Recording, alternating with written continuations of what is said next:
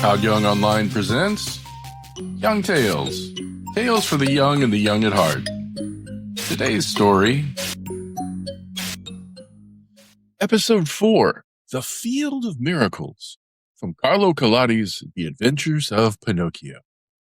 Now, if the poor marionette had dangled there much longer, all hope would have been lost. Luckily for him, the lovely maiden with azure hair once again looked out of her window. Filled with pity at the sight of the poor little fellow being knocked helplessly about by the wind, she clapped her hands sharply together 3 times.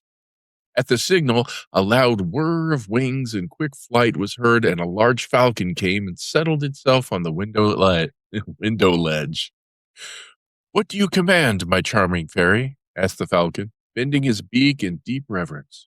For it must be known that, after all, the lovely maiden with azure hair was none other than a very kind fairy who had lived for more than 1,000 years in the vicinity of the forest. "You see that marionette hanging from the limb of that giant oak tree?" "I see him." "Very well. Fly immediately to him. With your strong beak, break the knot which holds him tied, take him down and lay him softly on the grass at the foot of the oak." The falcon flew away, and after 2 minutes returned, saying, "I have done what you have commanded."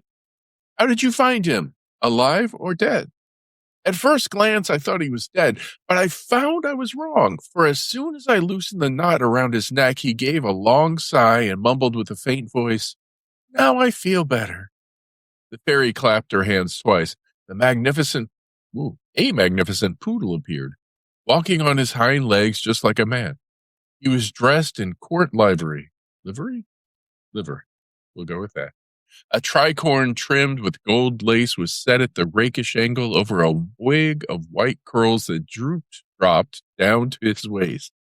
He wore a jaunty coat of chocolate-colored velvet, with diamond buttons and with 2 huge pockets which were always filled with bones, dropped there at dinner by his loving mistress. Breeches of crimson velvet, silk stockings, and low silver-buckled slippers completed his costume. His tail was encased in a blue silk covering which was to protect it from the rain. "Come, Medoro," said the fairy to him, "get my best coach ready and set out toward the forest.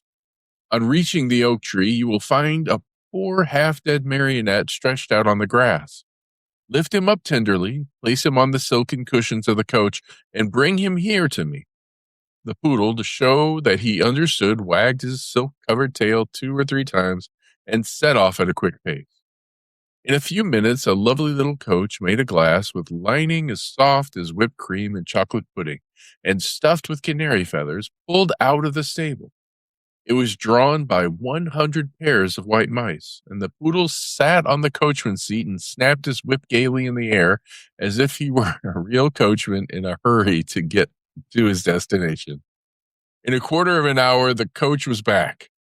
The fairy, who was waiting at the door of the house, lifted the poor little marionette in her arms and took him to a dainty room with mother-of-pearl walls, put him to bed, and sent immediately for the most famous doctors of the neighborhood to come to her.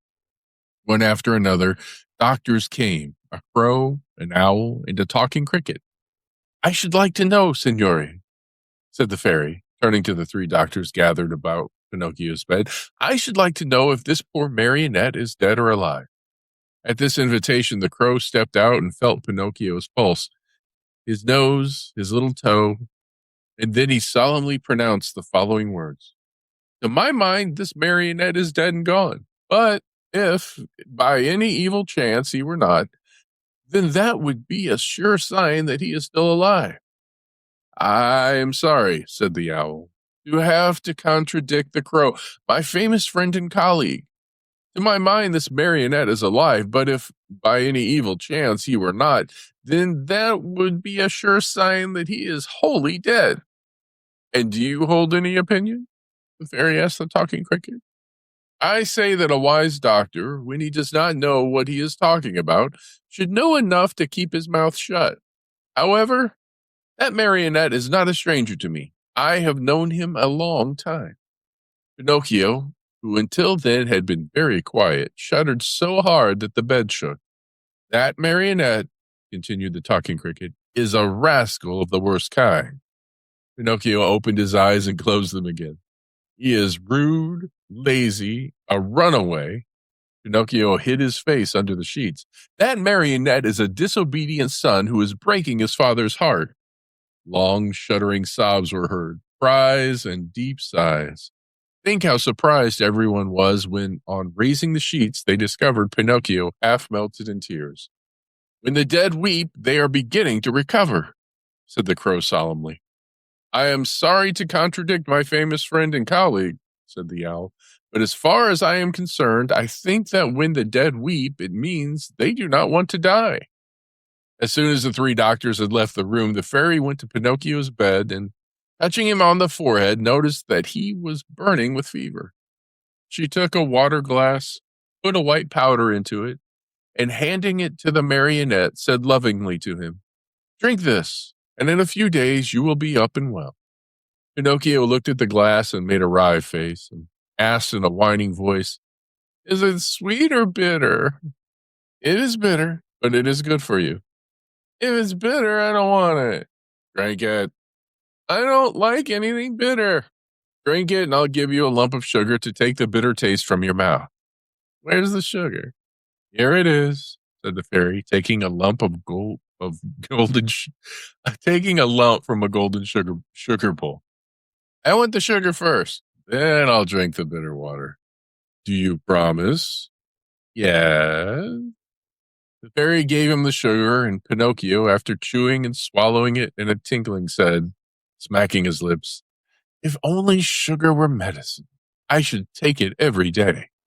Now keep your promise and drink these few drops of water. They'll be good for you. Pinocchio took the glass in both hands and stuck his nose into it. He lifted it to his mouth and once more stuck his nose into it. It is too bitter, much too bitter. I can't drink it. How do you know when you haven't even tasted it? I can imagine it. I can smell it. I want another lump of sugar and then I'll drink it. The fairy, with all the patience of a good mother, gave him more sugar and handed him the glass again. I can't drink it like that, the marionette said, making more wry faces. Why? Because that feather pillow on my feet bothers me. The fairy took away the pillow. It's no use. I can't drink it even now. What's the matter now? I don't like the way that door looks. It's half open. The fairy closed the door. I won't drink it, cried Pinocchio, bursting out and crying. I won't drink this awful water. I won't. No. My boy, you'll be sorry. I don't care. You are very sick. I don't care. In a few hours, the fever will take you far away to another world. I don't care. Aren't you afraid of death? Not a bit. I'd rather die than drink that awful medicine. At that moment, the door of the room flew open, and in came 4 rabbits as black as ink, carrying a small black coffin on their shoulders. What do you want from me? Asked Pinocchio. We have come for you, said the largest rabbit. For me? But I'm not dead yet. No, not dead yet, but you will be in a few moments that you have refused to take the medicine which would have made you well. Oh, fairy, my fairy! The marionette cried out. Give me that glass. Quick, please. I don't want to die. No, not yet. And holding the glass with his 2 hands, he swallowed the medicine at one gulp. Well, said the 4 rabbits, this time we have made the trip for nothing. And turning on their heels, they marched solemnly out of the room, carrying their little black coffin and muttering and grumbling between their teeth. In a twinkling, Pinocchio felt fine. With one leap, he was out of bed and into his clothes. The fairy, seeing him run and jump around the room, gay as a bird on a wing, said to him, My medicine was good for you after all, wasn't it? Good indeed. It has given me new life. Why then did I have to beg you so hard to make you drink it? I am a boy, you see, and all boys hate medicine more than they do sickness. What a shame. Boys ought to know, after all, that medicine taken in time can save them from much pain and even from death. Next time, I won't have to be begged so hard. I'll remember those black rabbits with the black coffin on their shoulders, and I'll take the glass, and poof, down it will go. Come here and tell me how it came about that you found yourself in the hands of the assassins. it happened that the fire eater gave me 5 gold pieces to give to my father, but on the way I met a fox and a cat who asked me, do you want the 5 pieces to become 2,000? And I said, yes. And they said, well, come with us to the Field of Wonders. And I said, let's go. And they said, let us stop at the end of the Red Lobster for dinner and cheddar biscuits. And after midnight, we'll set out again. We ate and went to sleep. When I awoke, they were gone. And I started out in the darkness all alone. But on the road, I met 2 assassins dressed in black coal sacks who said to me, your money or your life. And I said, I haven't any money. For you see, I had put the money under my tongue. And one of them tried to put his hand in my mouth, and I bit it off and spat it out. But it wasn't a hand; it was a cat's paw. And they ran after me, and I ran and ran till at last they caught me and tied my neck to the rope with the rope and hanged me to a tree, saying, "Tomorrow we'll come back for you, and you'll be dead, and your mouth will be open, and then we'll take the gold pieces. And now that you have hidden under your tongue, where are the gold pieces now?" The fairy asked. "I lost them," answered Pinocchio. But he told a lie, for he had them in his pocket.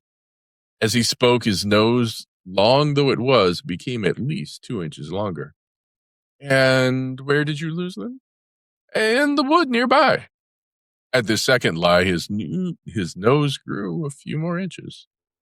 "If you lost them in the nearby wood," said the fairy, "we'll look for them and find them, for everything that is lost there is always found." "Ah, now I remember," replied the marionette, becoming more and more confused. I did not lose the gold pieces, but I swallowed them when I drank the medicine." At this third lie, his nose became longer than ever, so long that even he could not turn around. If he turned to the right, he knocked it against the bed or into the window panes, and if he turned to the left, he struck the walls or the door. If he raised it a bit, he almost put the fairy's eyes out. Excuse me. The fairy sat looking at him and laughing. "Why do you laugh?" the marionette asked her, worried now at the sight of his growing nose. "I am laughing at your lies." "How do you know I'm lying?" "Lies, my boy, are known in a moment. There are 2 kinds of lies. Lies with short legs and lies with long noses. Yours just now happen to have long noses." Pinocchio, not knowing where to hide his shame, tried to escape from the room, but his nose had become so long that he could not get it out of the door. Crying as if his heart would break, the marionette mourned for hours over the length of his nose. No matter how he tried, it would not go through the door. The fairy showed no pity toward him, as she was trying to teach him a good lesson, so that he would stop telling lies, the worst habit any boy may acquire. But when she saw him, pale with fright and with his eyes half out of his head from terror, she began to feel sorry for him and clapped her hands together. 1,000 woodpeckers flew in through the window and settled themselves on Pinocchio's nose. They pecked and pecked so hard at the enormous nose that in a few moments it was the same size as before. "How good you are, my fairy," said Pinocchio, drying his eyes, and how much I love you." "I love you too," answered the little fairy, "and if you wish to stay with me, you may be my little brother, and I'll be your good little sister." "I should like to stay, but what about my poor father?" "I have thought of everything. Your father has been sent for, and before night he will be here." "Really?" cried Pinocchio joyfully. "Then, my good fairy, if you are willing, I should like to go meet him. I cannot wait to kiss that dear old man who has suffered so much for my sake." "Surely, go ahead. But be careful not to lose your way. Take the wood path and you will surely meet him." Pinocchio set out, and as soon as he found himself in the wood, he ran like a hare. When he reached the giant oak tree, he stopped, for he thought he heard a rustle in the brush. And he was right. There stood the fox and the cat, the 2 traveling companions with whom he had eaten at the inn of the Red Lobster. "Here comes our dear Pinocchio," cried the fox, hugging and kissing him. "How did you happen here?" "How did you happen here?" repeated the cat. "It is a long story," said the marionette. Let me tell it to you. The other night, when you left me alone at the inn, I met the assassins on the road." "The assassins? Oh, my poor friend. And what did they want?" "They wanted my gold pieces." "Rascals," said the fox. "The worst sort of rascals," added the cat. But I began to run, continued the marionette, and they after me until they overtook me and hanged me to the limb of that oak. Pinocchio pointed to the giant oak nearby. Could anything be worse? Said the fox.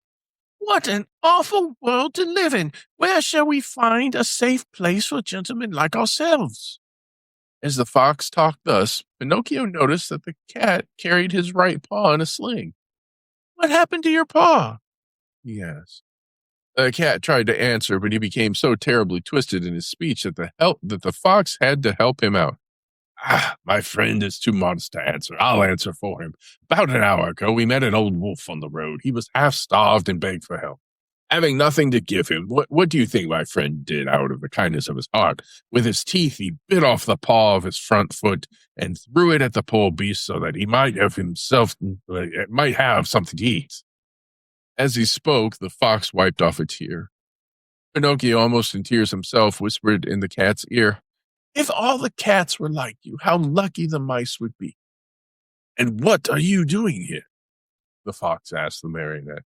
I am waiting for my father, who will be here at any moment now. And your gold pieces? I still have them in my pocket, except one which I spent at the Inn of the Red Lobster on cheddar biscuits. To think that those 4 gold pieces might have become 2,000 tomorrow. Why don't you listen to me? Why don't you sow them in the field of wonders? Today it is impossible. I'll go with you some other time. Another day will be too late, said the fox. Why?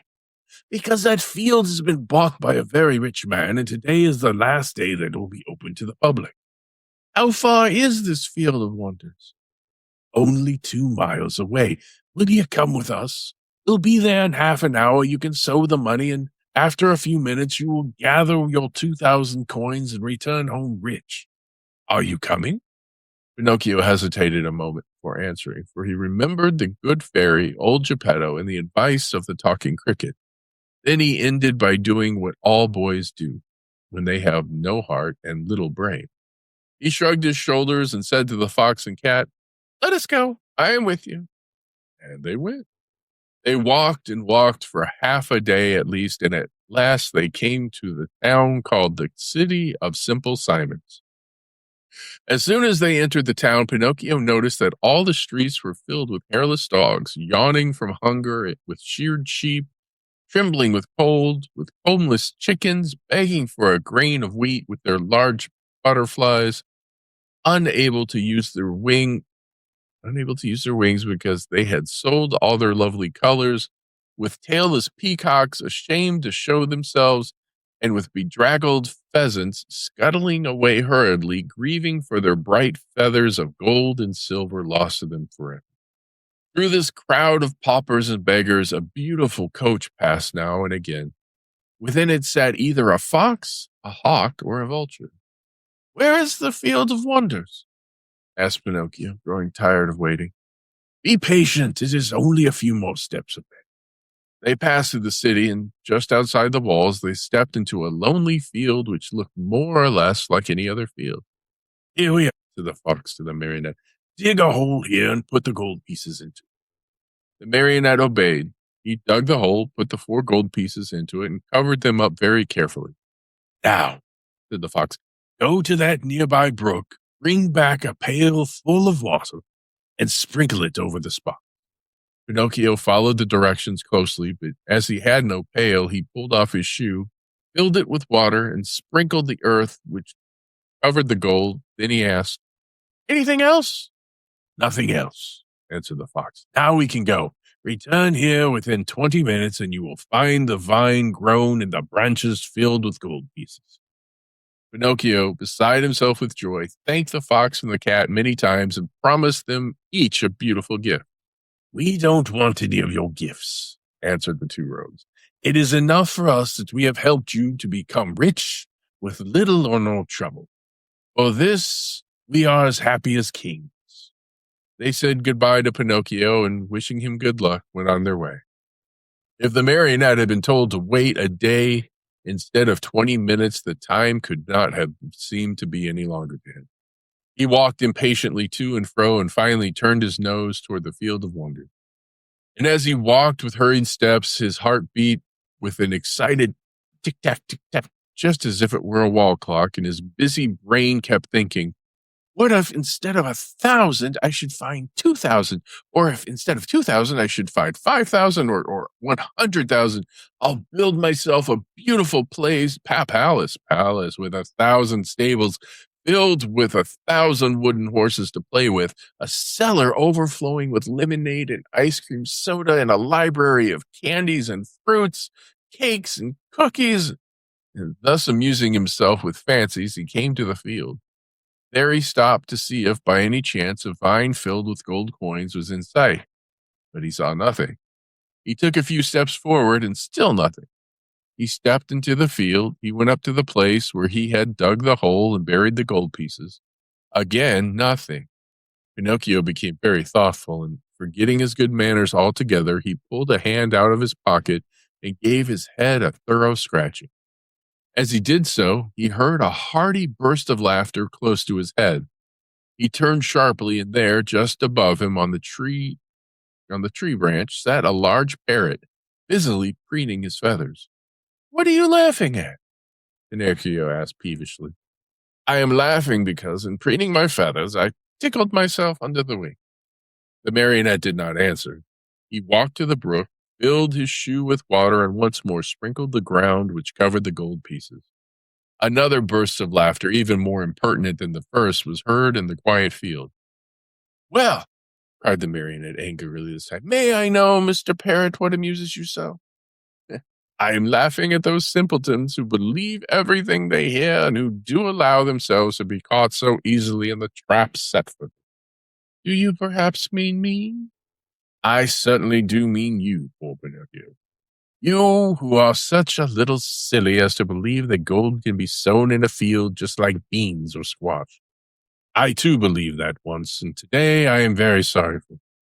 Today, but too late, I have reached the conclusion that, in order to come by money honestly, one must work and know how to earn it with a hand or a brain. I don't know what you are talking about, said the marionette, who was beginning to tremble with fear. Too bad. I'll explain myself better, said the parrot. While you were away in the city, the fox and cat returned here in a great hurry. They took the 4 gold pieces, which you had buried, and ran away as fast as the wind. If you can catch them, you're a brave one. Pinocchio's mouth opened wide. He would not believe the parrot's words and began to dig away furiously at the earth. He dug and he dug till the hole was as big as himself, but no money was there. Every penny was gone, even every gold piece. In desperation, he ran to the city and went straight to the courthouse to report the robbery to the magistrate. The judge was a monkey, a large gorilla venerable with age. A flowing white beard covered his chest, and he wore gold-rimmed spectacles from which the glasses had dropped out. The reason for wearing these, he said, was that his eyes had been weakened by the work of many years. Pinocchio, standing before him, told his pitiful tale word by word. He gave the names and descriptions of the robbers and begged for justice. The judge listened to him with great patience. A kind look shone in his eyes. He became very much interested in the story. He felt moved. He almost wept.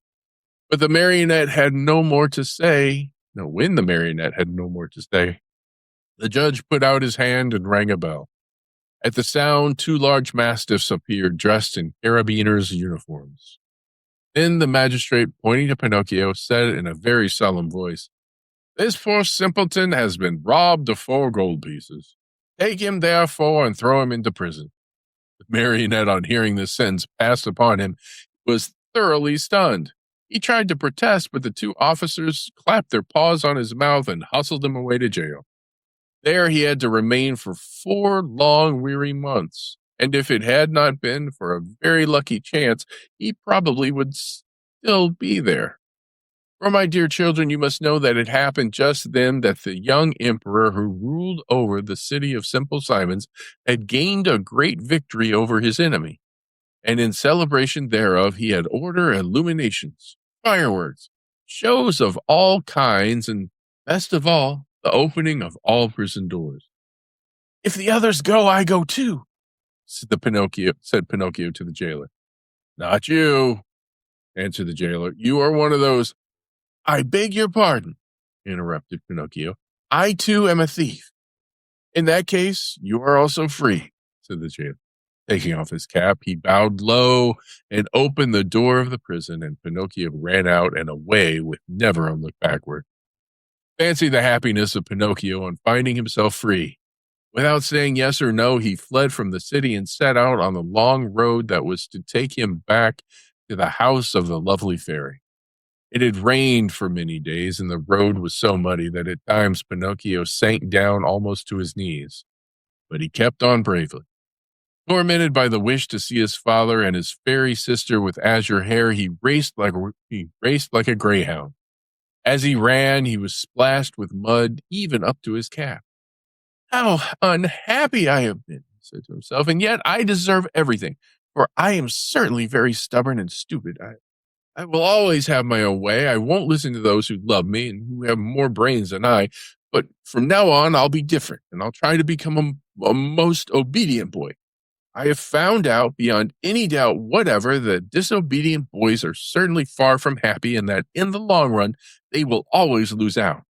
I wonder if father is waiting for me. Will I find him at the fairy's house? It's so long, poor man, since I have seen him, and I do want his love and his kisses. Will a fairy ever forgive me for all I have done? She who has been so good to me and to whom I owe my life. Can there be a worse or more heartless boy than I am anywhere? As he spoke, he stopped suddenly, frozen with terror. What was the matter? An immense serpent lay stretched across the road. A serpent with a bright green skin, fiery eyes which glowed and burned, and a pointed tail that smoked like a chimney. How frightened was poor Pinocchio. He ran back wildly for half a mile, and at last settled himself atop a heap of stones to wait for the serpent to go on his way and leave the road clear for him. He waited an hour, 2 hours, 3 hours, but the serpent was always there, and even from afar, one could see the flash of his red eyes and the column of smoke which rose from his long pointed tail. Pinocchio, trying to feel very brave, walked straight up to him and said in a sweet, soothing voice, I beg your pardon, Mr. Serpent. Would you be so kind as to step aside to let me pass? He might as well have talked to a wall. The serpent never moved. Once more, in the same sweet voice, he spoke. You must know, Mr. Serpent, that I am going home where my father is waiting for me. It is so long since I have seen him. Would you mind very much if I pass? He waited for some sign of an answer to his questions, but the answer did not come. On the contrary, the green serpent, who had seemed until then wide awake and full of life, became suddenly very quiet and still. His eyes closed and his tail stopped moving. Is he dead, I wonder? Said Pinocchio, rubbing his hands together happily. Without a moment's hesitation, he started to step over him, but he had just raised one leg when the serpent shot up like a spring and the marionette fell head over heels backwards. He fell so awkwardly that his head stuck in the mud, and there he stood with his legs straight up in the air. At the sight of the marionette kicking and squirming like a young whirlwind, the serpent laughed so heartily and so long that at last he burst an artery and died on the spot. Pinocchio freed himself from his awkward position and began once more to run in order to reach the fairy's house before dark. As he went, the pangs of hunger grew so strong that, unable to withstand them, he jumped into a field to pick a few grapes that tempted him. Woe to him! No sooner had he reached the grapevine than crack went his legs.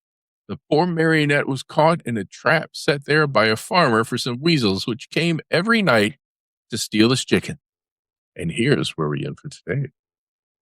Young Tales is produced and narrated by Todd Young from Todd Young Online. If you enjoyed this, please like and subscribe and join us next time for another story. Thank you for your support.